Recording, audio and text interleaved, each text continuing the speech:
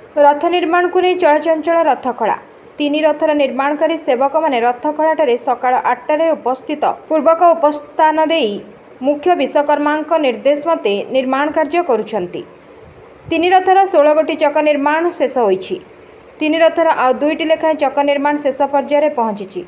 3टी लेखाएं तुम्बरे अर संयोग पूर्वक जंतागाड़ाठारे तुम्ब आरे कंटाबाड़िया व सिंगड़ाबाड़िया कार्य भोई सरदार रवि भोई तत्वावधान में भोई सेवक मैंने शेष करी अखबिंद रथ चाड़ी को जोगाई।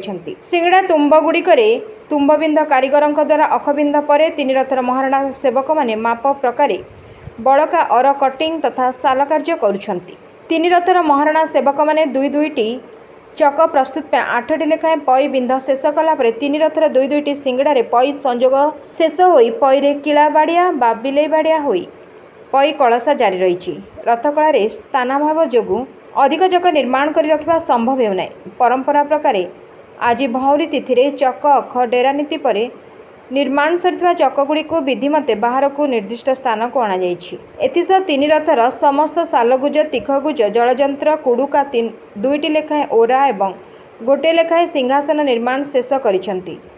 एथिसह तीन रथर गोटे गोटे प्रभा अपसरा चौपट कार्य जारी रही। अन्यपटे रूपकार सेवक मैंने तीन रथर 11टी लेखाएं सालगुजरे रूप खोदे जारी रखिंट। दोलवेदी अस्थायी कमारशाल ओझा सेवक मैंने तीन रथर आवश्यक पंदारी तुम्बबला 10-11टी चक आवश्यक अरकंटा निर्माण शेष करिसंती।